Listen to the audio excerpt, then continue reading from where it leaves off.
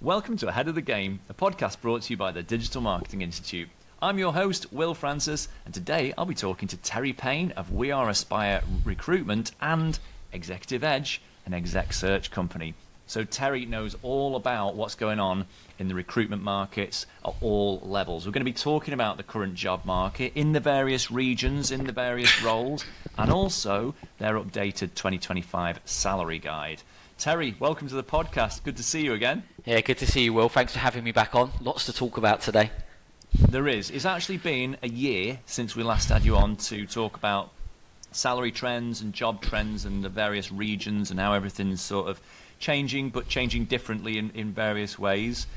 So let's get started with a bit of an overview of that. Give us a bit of an overview of what you think has characterised the last year in terms of shifts and changes. Well, the first one is last year when we met, we were talking about the emergence of AI, and we'll probably dive into that a little bit later. That's well and truly here now in the market, and there's lots of updates on that. Some of the other things that have happened, we've seen cost of salaries have carried on and increasing. We thought they were going to level out last year when we spoke. They haven't. They've carried on. And we've seen some real changes from entry-level roles really slowing down to senior roles actually picking up. So there's been a real change in the market, and it's been a tough market as well. So a tough recruitment market, your listeners will know it's quite hard right now. It's a candidate-driven market, so there's more candidates on the market now than there are jobs. So it'd be good to maybe give some tips towards the end on how do you secure that role in a tough candidate-driven market. Well, and just personally for you, how's that changing how a recruitment company goes about what it does, just out of interest? So we've had to diversify.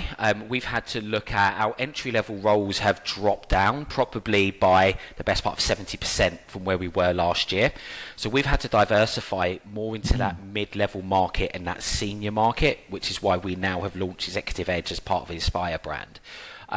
We're finding that there's a lot of startups that are emerging into the space, especially in the technology sector, and they have a real need for bringing in top-tier talent. So we've had to diversify into those sorts of companies, and it's been tough in the recruitment industry because if you carried on doing what you're always doing, you were going to find that it wasn't going to work out in terms of making placements or even generating revenue. So there's been a lot of work in diversifying. So you say it's a candidate-driven market. There's a lot of candidates out there looking for jobs. Mm-hmm. Give me a sense of how that breaks down. Then you've talked about entry versus senior, and afterwards I'll ask you about how that goes in different industries and regions. But yeah, what's going on in this kind of in the hierarchy of seniority? Yeah, so let's start with the candidate-driven market, explain what that is to the listeners. So yes. we have a couple of defined markets in recruitment. We'll have a job-rich market. So if we take 2022, lots of jobs, we come out of lockdown, and then the candidates is quite short. So there's more choice for candidates, if you like. Then we tend to have a level market where you have an amount of candidates, similar amount of candidates to jobs, and that's quite a nice market to work in for recruiters. And then the final market is a candidate-driven market. And what that means is because of the unemployment rates have been going up globally, because of some political tensions, what's been happening with tariffs, you get more candidates in the market than there are jobs, which makes it very, very competitive when you're applying for jobs. Yes. And you're saying that that's worse for the candidates at the entry level. It is. Do you mean literally the most junior jobs, or do you mean the most junior half of jobs? Like, where does it sort of get less worse, as it were? Well, what we've been seeing globally is with the introduction of AI and the introduction and technology has really accelerated in the last 12 months since we spoke. Yeah. The entry-level roles have started to diminish, so there's less of them. So if you think about that, so let's take a ratio. So if previously there were 100 roles and there were 200 candidates, we're now saying for those 200 candidates, there's probably less than maybe 25 roles, if you think of that as a ratio. Wow. So those entry-level roles now have become few and far between, and so you've got a huge amount of competition when you're going in and you're applying for those roles. are there more candidates? Are more people trying to get work in digital marketing? Or in marketing? Well, marketing, digital marketing at entry level, if you look at the data for universities globally, that is one of the most taken courses now, is to work in marketing in creative space. So you've got more and more graduates coming through that want to work in the creative space, and then unfortunately the jobs market is diminishing at a much quicker rate. So to answer your question directly, yes, there's more candidates because you've got a constant flow of graduation happening, coming through. But because of the adoption of technology in businesses, the roles aren't there to come in, and maybe, you'd come in previously as an intern and you may do a little bit of administration in the marketing department or in the digital department, and then you work your way in. You don't need to do that because a lot of it is being taken up by some technology. Now, I'm not saying to your listeners there's not roles out there, but the roles are changing slightly now, and we can deep dive into that as well.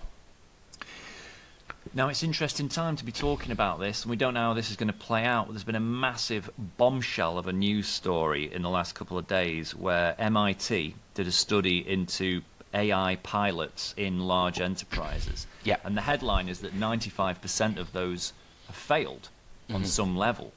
Now, there's lots of reasons why, and this is not the place to get into that, but there's definitely, the narrative is shifting in the news of, is the AI bubble about to burst? I mean, my take on it is these things always have a bubble burst and then they just continue getting more interesting. So, it's not going away, clearly. But my point is, do you think there's any chance of a reversal from where you're standing? Of people going, actually, we kind of did need those people? I don't think a full reversal, but I think that what companies are working out quite quickly is that AI and the technology is good for some tasks. So what we're seeing is, first of all, people were saying, well, AI is going to replace entry-level roles. What clients are finding out quite quickly is it doesn't replace entry-level roles. What it enables people to do is maybe get through tasks quicker than they could before. So I'm speaking to a lot of clients globally, Singapore, US, Dubai, UK, that are saying, actually, what we're finding is that the AI working alongside the human is much more beneficial than trying to take the human out completely.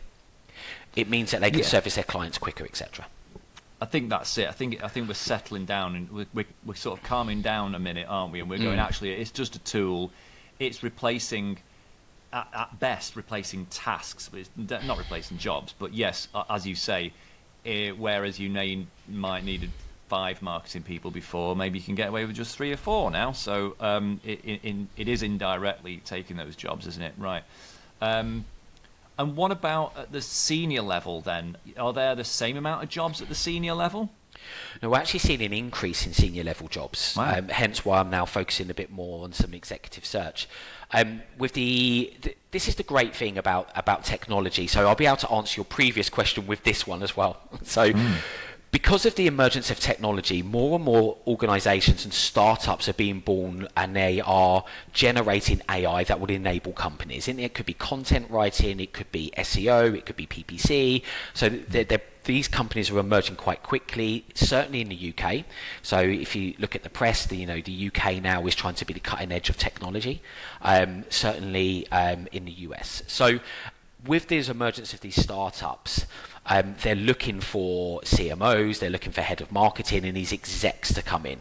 Now, you can't replace an exec with AI. That's not going to happen, right? You need the creative brain. Then if you reverse back to your previous question, so, does that mean we will see with entry-level jobs, will they increase, will it reverse? Well, it will, because as those companies scale, they will then need to bring on mid-level, entry-level to help them scale. So, it's kind of like a reverse way of building up, because these technology companies are new in the market. So you go with senior, mid, and then you'll start to grow your entry levels as well. So I think there's going to be an uptick in mid and entries over the next sort of 12 to 18 months as these startups I think you're develop. right. I mean, I'm no historian, but I would put money on that. Very similar things happened with the onset of previous technologies. Because actually what happens soon after the initial buzz is you start to realise you can actually it's not about just getting the same work done with less people. You can actually get more work done. You can create more new companies, and those companies can grow, and there's more opportunity, and then you need a load more people again. So that makes a lot of sense to me logically as well, I think, and it's not just optimistic. I think that's quite true. But I still, why would there be more high level senior jobs though? Why don't we just need the same amount of those people? I mean, like, is that just because of the growth of actual work being done and actual companies and startups out there? It's the growth of new startups. Yeah, Again, without being a historian, if we go back to when, let's take a CNC milling machines when they were put into factories. So, you're getting more CNC milling startups who are building these machines, therefore need more leaders, and then as you get more leaders, you need the infrastructure that sits underneath. So it's really because of the emergence of technology and more startups in the technology space that they then need the people that sit beneath them. Because here's the thing, that if you take a new AI platform, you're going to need a chief marketing officer first and foremost. Then you're going to need, okay, so how do we sell this product? So you're going to need to make sure that you've got SEO, people that work in SEO. You're going to need people that work in PPC. You're going to need data analytics and data analysts that work in the marketing space to see what the traffic is that comes through. Then you're going to need content. So it's a really good thing not to be scared of the technology companies that are coming out, because they need to market their product. So that's where we'll see the uptick. Yeah, that's very true. That. Are there any kind of outlier job titles that you're seeing spikes in demand for? The real spikes, the free, and they're not really new ones for your listeners, but SEO is on the rise again. Interesting. Which is interesting. Social media. So anybody who works in social media, we are a social media world now. So we're seeing social media is really gathering pace in terms of new roles, and data. So anything in sort of data analysts is growing as well. Are there AI specific roles? We are seeing some AI specific roles. There's an emergence of them, but I wouldn't say they're firmly out there right now. So what we're seeing, if someone brings in a data analyst, but a data analyst working in marketing that has an understanding of AI or has some knowledge of AI, social media where it can utilize AI to get more social media content out. So it's right now, it seems to be more of a bolt-on than I'm an AI marketing specialist. It's a skill, yeah. It's a skill in a list of other ones, yeah. Yes. I mean, kind of like everything else that we use, we expect you can use spreadsheets and email and stuff, and I suppose it's a bit like that, perhaps. Yep. Oh, that's really interesting. Okay, and just one last question about the lay of the land. How does any of this stuff differ regionally? Are there certain parts of the world that aren't seeing these downturns or upticks so much? Well, if we take the geography, so first of all, Dubai, they're not seeing a downturn. So the Middle East is climb. So they rely on people coming from other geographies and going into Dubai and helping them, because they're in growth state, and they've been in growth state, Dubai and Saudi, for a number of years. So if listeners are looking to have entry-level jobs, or looking to gain that experience in terms of mid-level entry or senior marketing, the Middle East, they're in growth state. We have seen a downturn in Southeast Asia, and that's really since the tariffs kicked in, beginning of this year. I don't want to get political on the podcast, but their economy is driven by the Chinese economy, and of course when the tariffs started going up, you then start to see a slowdown in staffing. The US did have a slowdown, but they've really gathered pace.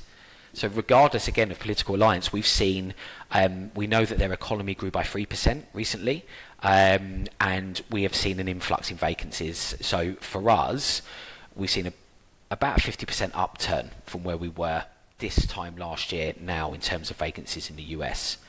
Wow.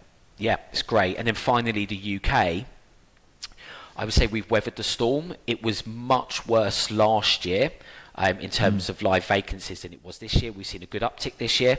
So in Aspire globally, and also in the UK, we've probably, across all brands, seen about a 20% uplift in marketing vacancies, and Wow. which is good. I mean, against the backdrop of a tough economy. That's big. That's It's not 3%, is it? I mean, that's like a big uptick. Yeah. Are there any particular, industries or sectors that have driven that, or is it just across the board?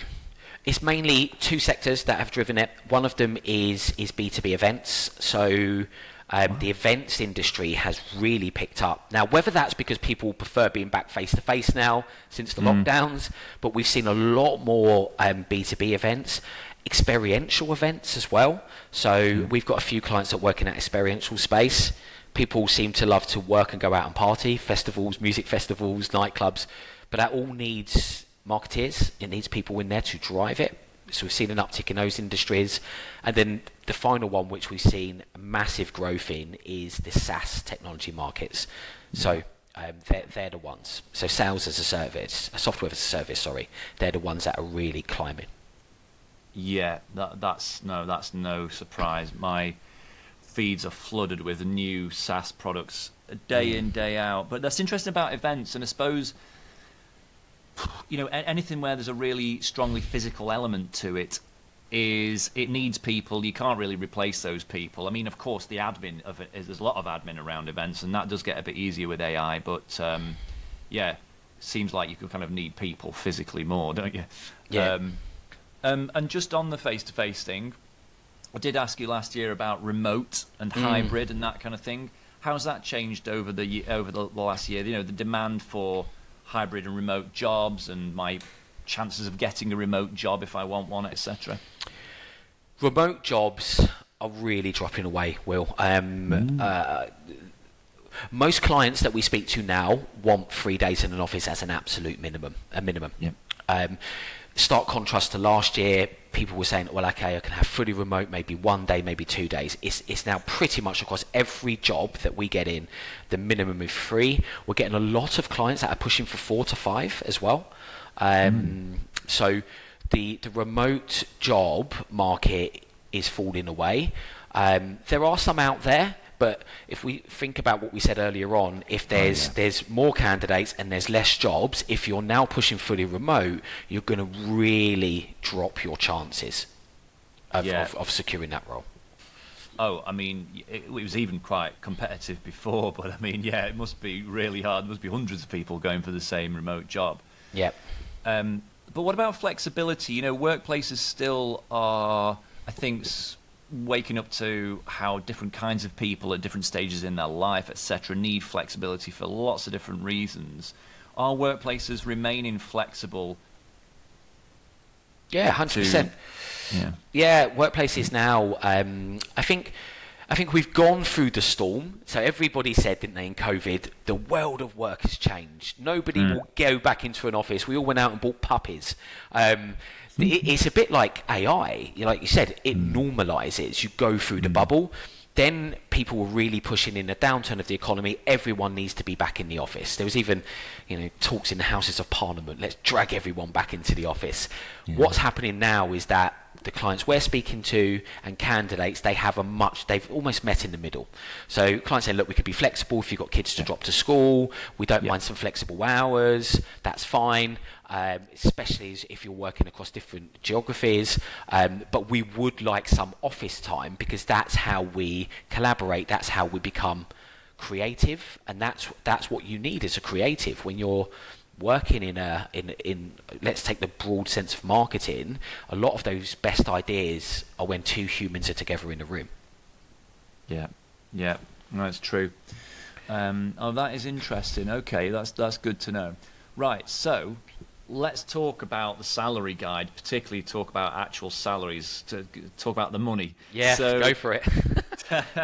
So, where's the best place to start? Give me an overview of what's the headlines in terms of salaries changing over the last year.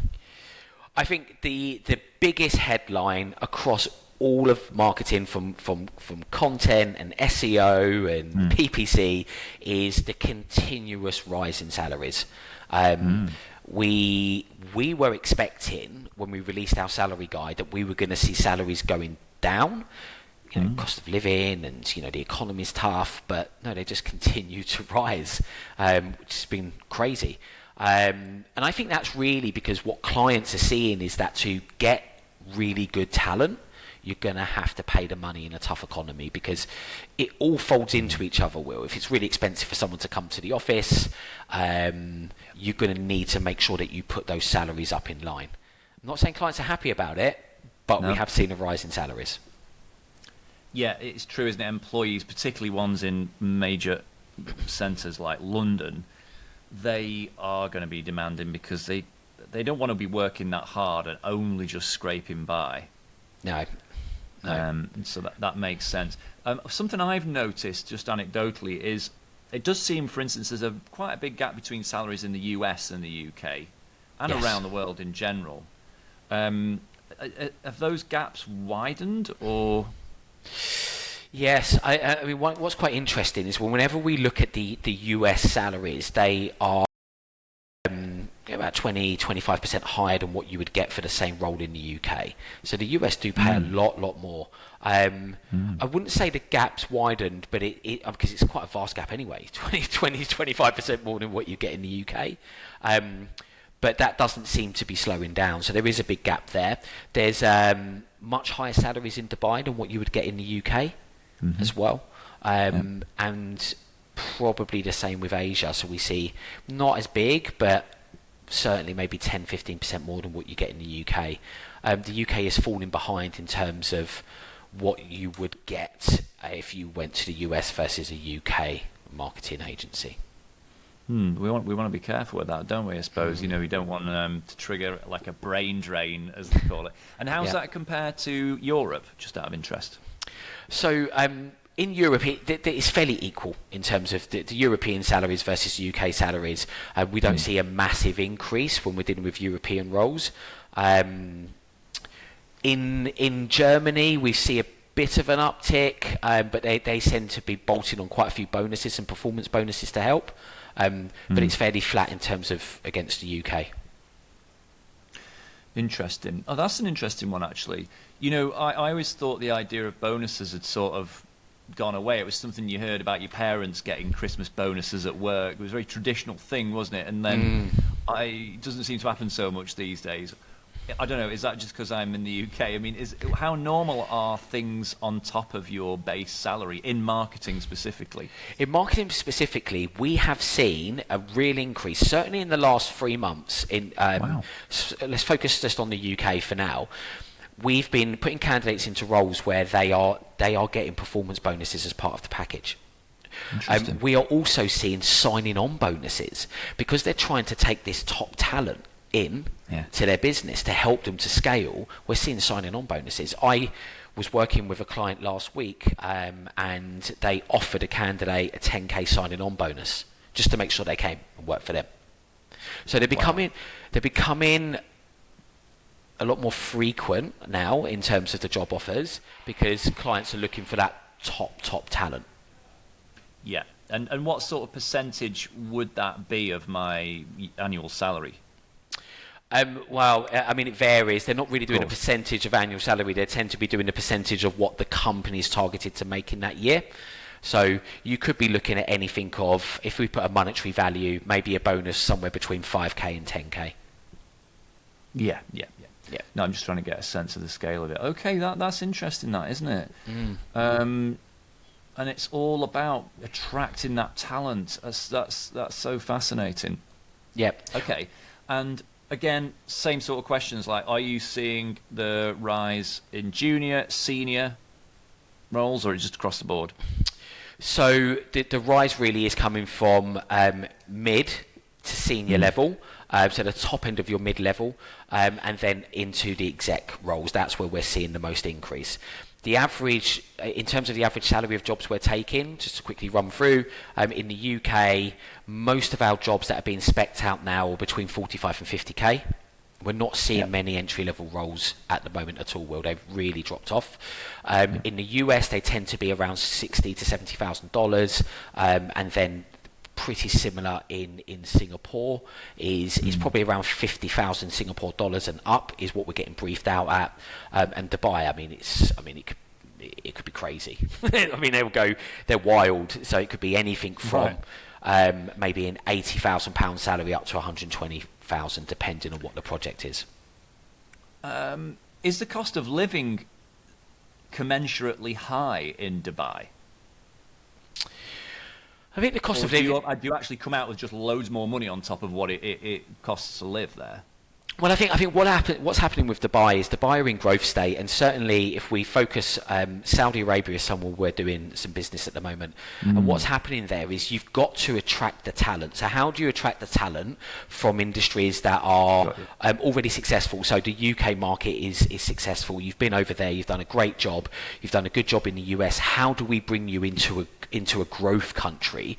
Well, the only way to do that is to offer the money that will make them get a visa, move to a new country, and maybe work there. And it's also a tax haven, but also work there for maybe 3, 4, 5 years, because they are trying to grow. They're trying to move away from oil into things like events, B2B events, digital marketing agencies. They have to pay over the odds to bring the talent in. Will. That makes sense, because I always think about that with in the US and in the UK and in Ireland and lots of countries. We have this thing where the difference between cost of living, just living 30 miles apart, say you take London for instance, right? You can be half the cost to live if you're just prepared to live a bit outside London, as I'm sure you know about, and but yet get paid the same. So I suppose that's always part of the equation for people, isn't it? And then that comes into like, well, how many days do I have to be in the office, and can I live an hour outside of the city? And there's lots of decisions for people to make there. But I think it gives people more options if salaries have gone up a bit. So I think that's good. Yeah, it does. It does. I do think they're going to level out, though. I do think that what we see with most of these things is the salaries will continue to climb to find the talent, and then there'll be a leveling out. The other reason, just to touch on that, why salaries are higher is because people are having to take on more responsibility than what they maybe previously did. So if you think about the constraints around what could be going on in the economy, so you think, well, okay, I could do with someone who does SEO. I could do with someone that does PPC, and I could do with someone that does data analytics, but I can't afford all three. So could I get someone who has experience in all three, paying maybe £100,000, whereas if I was paying £50,000 for each one, I'm now £150,000 in the hole. So I think that what we are also seeing, and I spoke about this on a previous podcast with another organisation, that we're seeing that although wages are going up, we're seeing that people's jobs are being stretched. So they're taking on more responsibility. And you know what? To a lot of people listening, a lot of people listening will be thinking, well, we've always had quite a lot on our plate. You know, it's a running joke in marketing, isn't it, that you might have 10 different hats. Because it's not always designed that way from the start. It's just that suddenly the company realizes, oh, now we want to do TikTok, now we want to take LinkedIn thought leadership seriously, and there's only one person that's going to take that on, and it's the marketing. I think people have mixed reactions to that, but at the end of the day, if they're getting paid more money, then great. Yeah, and this is you're right. You know, marketing always tends to have a lot put on its plate because it becomes an ideas factory, doesn't it? For the listeners here, you've got a CEO turns up and says, right, I watched something on TikTok, and I think we should now start a TikTok trend. You know, marketing's like, oh no, not another trend. But they're trying to, I think that what people are doing, they're trying to evolve their business in these times of AI and technology and new ideas. So they're paying these higher salaries, but then as those companies start to grow, they will add more headcount in, and it will take some of that pressure off. But in tough economies, unfortunately, all of us have to work that little bit harder. It's just how it is to survive, isn't it? Yeah, it is. I mean, though, what would you have any advice if you had a friend who had just taken a job and he's like, there's 5 things, I've got to do 5 people's jobs here. How do you know what would advice would you have in terms of managing the expectations of the new employer and not setting yourself up for just overload, burnout and failure? Yeah, so it's a really good question because I'm working with a candidate at the moment that's just about to take a new role, and what we decided to do is that it's for a SaaS company, and they've closed some great funding and they've got brilliant plans to expand. However, what needs to be done, I don't think you could have one marketeer doing. You'd probably need a team. So what my advice to her was, let's put a statement of work together. Okay, talk about what are the most important things for the growth of that company, and then pitch it to the employer so that you're managing their expectations in terms of what can actually be done. Because you're the expert in that field, and when you put a statement of work together and you can put a timeline against it, they tend to listen.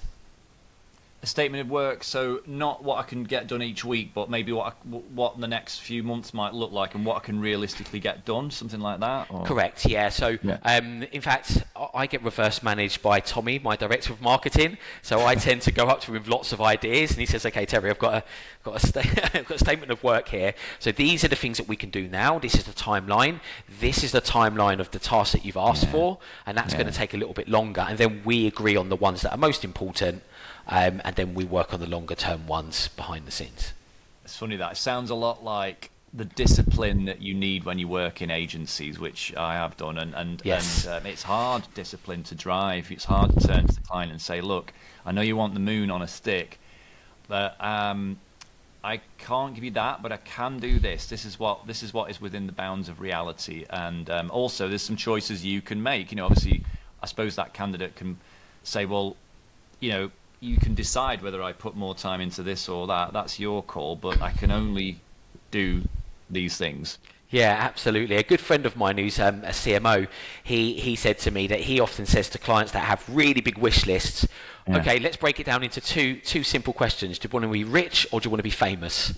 Because it tends to fall into both categories. Your Instagram, your TikTok is fame, or do you want to attract more clients in through your SEO and your PPC to be rich? So do you want to be rich or famous?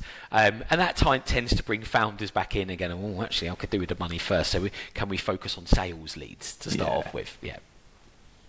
Good point. Yeah, keep it results focused. I like it. Right, very good. Okay, that's absolutely fascinating. So, and again, thinking about preparing oneself as a candidate. Firstly, what advice would you have to a candidate out there looking for a job right now, maybe getting a few knockbacks? Okay, first big bit of advice, please do not use AI to write your introduction email or LinkedIn message, okay? But it's so easy. I know it's easy. But the problem is, when AI first came, so ChatGPT was a new thing. This last year, we all, let's put it on my phone. Now people can tell if it's ChatGPT because of the hyphens, the little emojis on there. Now, what I would say is that maybe some people are listening going, he's an old man, doesn't know what he's talking about.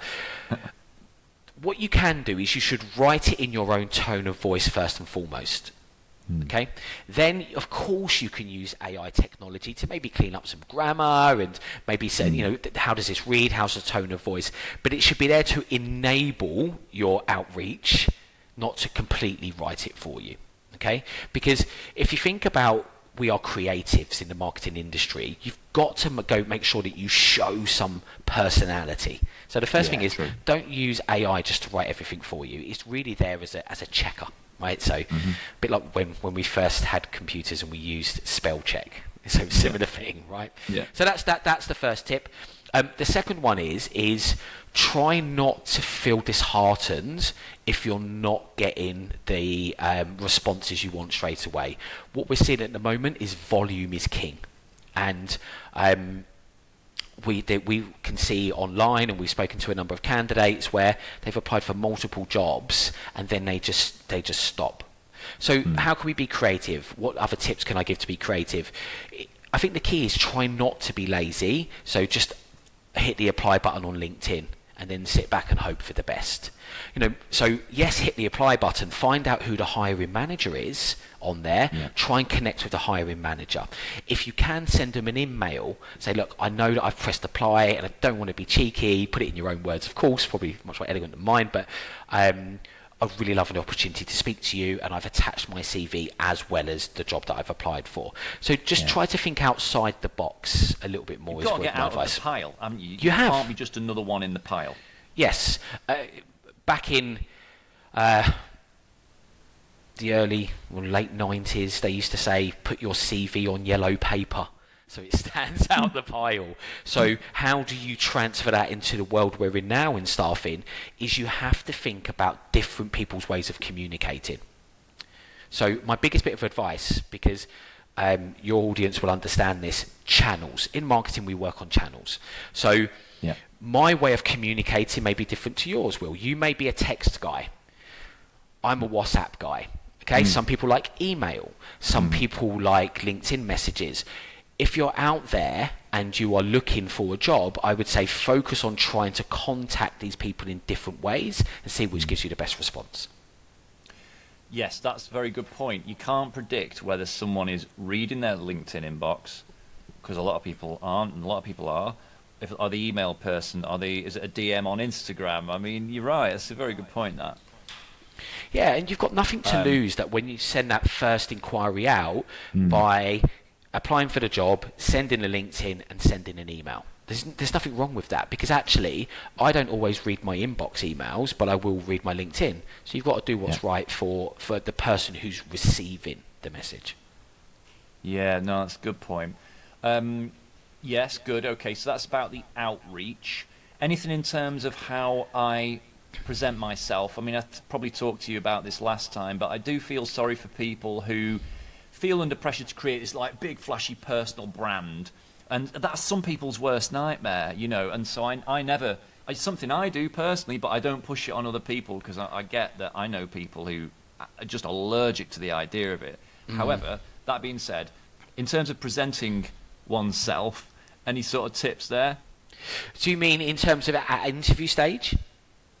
I suppose, no, actually just at the point where, okay, you've landed in my LinkedIn inbox. I'm taking notice of your resume, your CV. Is there anything I could have done there in terms of how I just present myself online, Yeah, no, absolutely. So you don't have to, so taking your point, you don't have to have lots of TikTok videos and content and be really gregarious, but what you do need to make sure is that you've got a few fundamentals on your LinkedIn. So number one, is your job history up to date? Simple. Your profile about you, try and make sure that that's up to date, but also try and show a bit of your personality in there, things that you are interested in, things that you've studied that maybe don't sit in your education. Sorry, he's going to ask a question then. Well, yeah. What in your, I mean, I wonder this, because but in your job history, okay, if you've worked for really impressive brands, sometimes it's just better to put no details so that all that whole list is visible before someone has to click more to expand it. I get that, but if you haven't and you've just worked for a mixture of different kind of companies. What should you put in your work history? Should you actually put like what you achieved, your roles and responsibilities? Is that still relevant? Absolutely. I tell candidates that if you haven't got a lot, you want to put a bit of your roles, but don't make it boring. Roles and responsibilities is boring. You really want to look at achievements. So I call it the sizzle. So what is it that you can put in that content that will make someone think, I want to see Will? Okay, now that could be that you've increased their sales leads by 150%. It could be that you've attracted more downloads than what the previous person did. So maybe you've increased app downloads by 200%. And it's something. I call it the sizzle, because my analogy of that is that you're in a restaurant. And maybe this is good for your listeners, because I train candidates on this. You're in a restaurant, you're having your dinner, you're having a great time, Will, and then someone orders the fajitas, and you hear that sizzling pan, and you go like, oh, I should have had the fajitas, right? Like, it makes you all the time. Or the champagne popping, and everyone turns their head. Yeah. When you're looking at your profile, you want to put something in there that is tangible, measurable, and makes a client think, I could do with that in my business. Nobody wants to know. I don't employ this person now. Yeah, nobody wants to know that you're great at Microsoft Word. So what? Right? What they want to know is what you've actually done that could be a benefit to them as an organisation.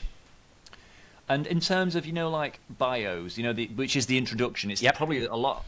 People only read that, so that just free-form introduction to yourself that goes above your work history.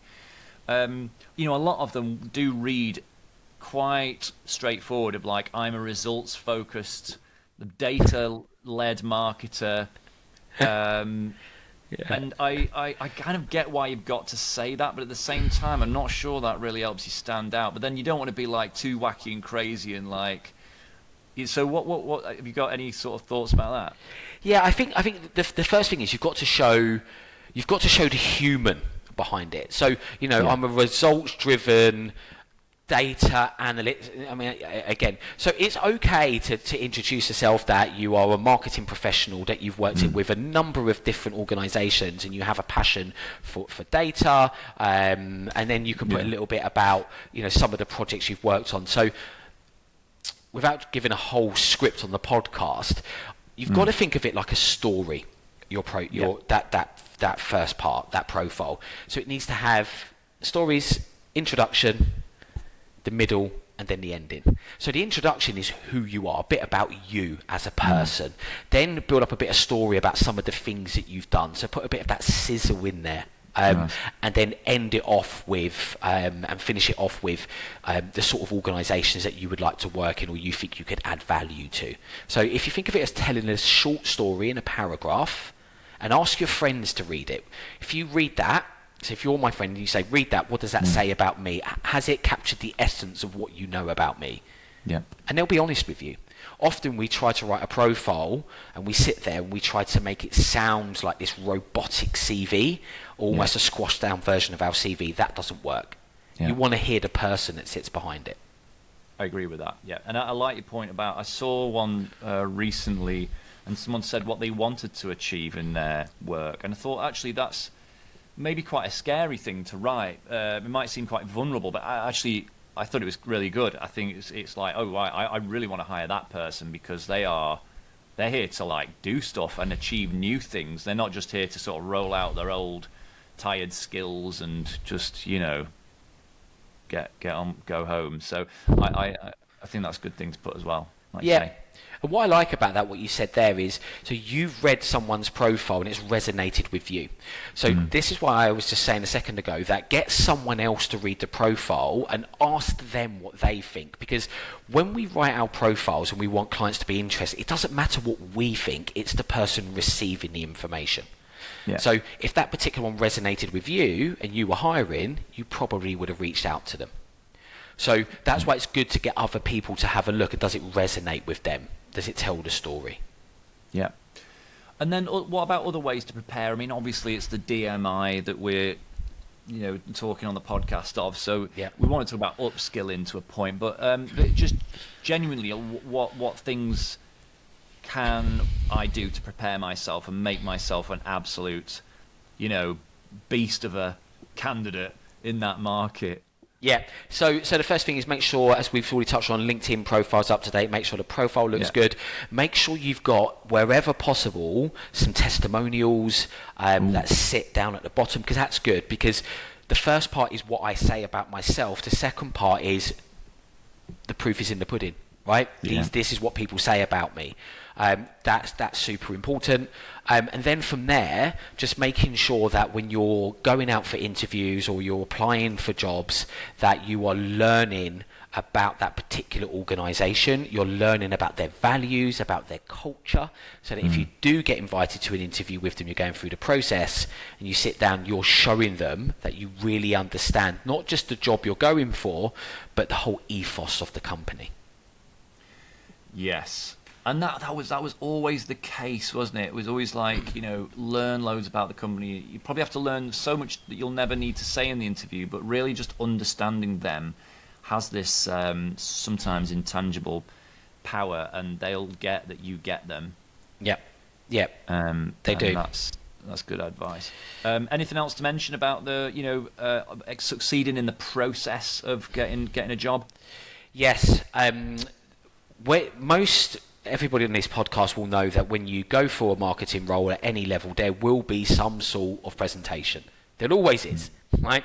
My biggest tip on the presentation is to, if you're using a recruitment company, run through it with the recruiter. If you're not using a recruitment company, make sure you run through it with friends and family. And my biggest tip, and I said this to a candidate 2 weeks ago, and he's turned back to me and he said, oh no, I haven't been doing that, because he's been turned down for a few jobs. He wrote the presentation, but he never said it out loud. Wow. Yeah. And I said, the biggest thing you can do, even if you've got no one to do it to, say it out loud, because practice makes perfect. And we often wait and we do the presentation in our darkened room and we're worrying about the interview. And the first time we talk about it, and actually externally talk about it, we talk about it internally in our mind, is in the interview. And that's when you'll get the ums and the ers and your stop and your start. So practice, practice, practice.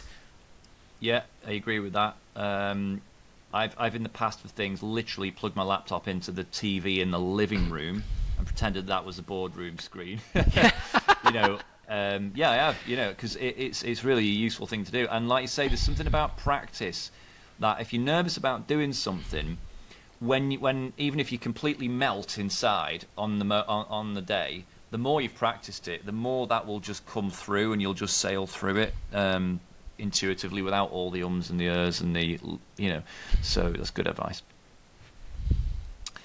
Okay, and aside from obviously being great at social media, PPC, SEO, and things like that, how important is it for us to develop and be able to show that we're great at leadership and communication, those so-called soft skills, or I like to call them power skills?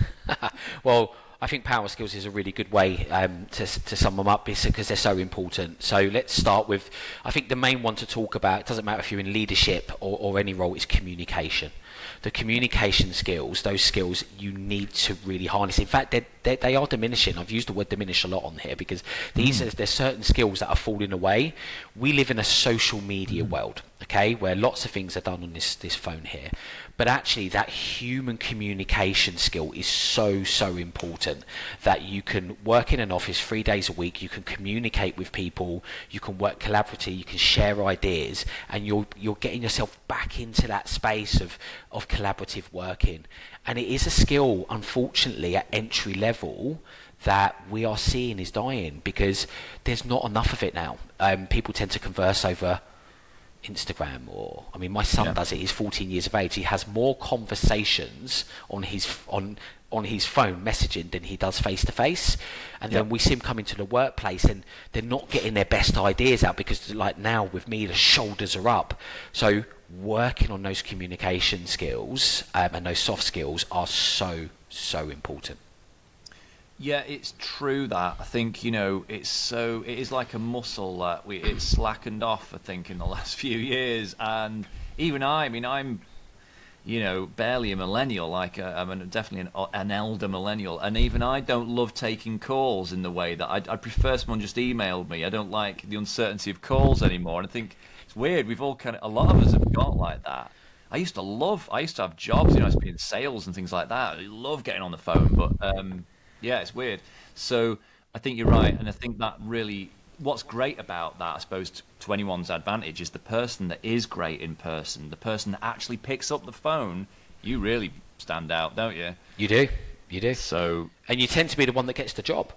Yeah. Because you're showing, when you practice those soft skills and those communication skills and you go into an interview, yes, you've got a bit of tension, but you know how to fill the spaces.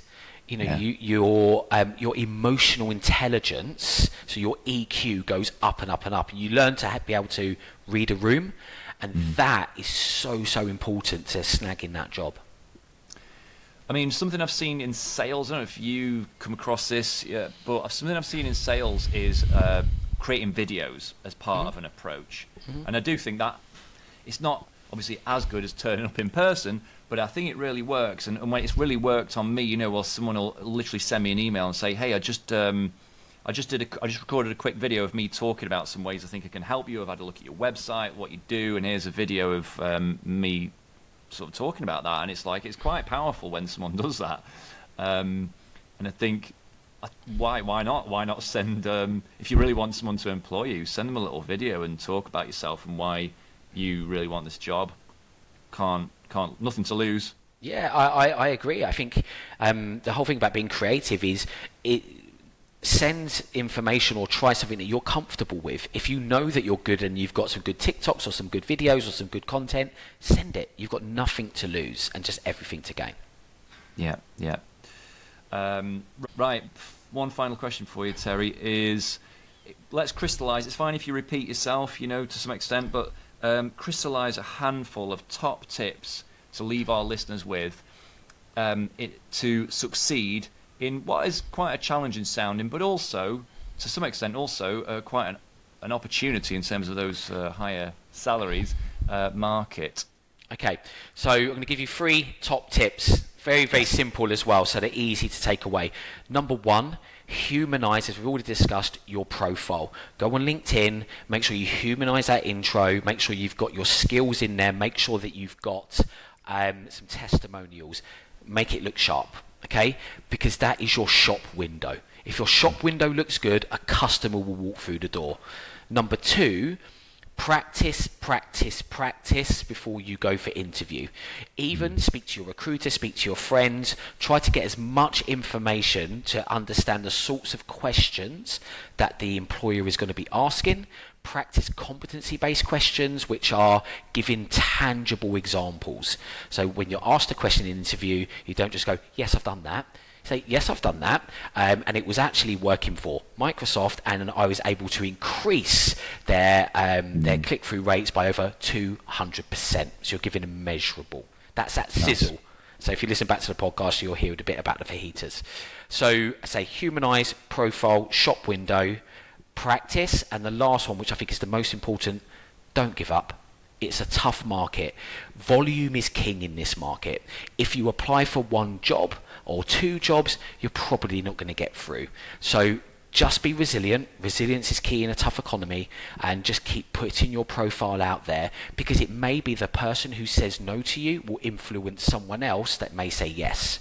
So it's about building up your network. And those are my top tips. They're great. They're really good. And Terry, thank you so much. I think I've learned loads in our time with you.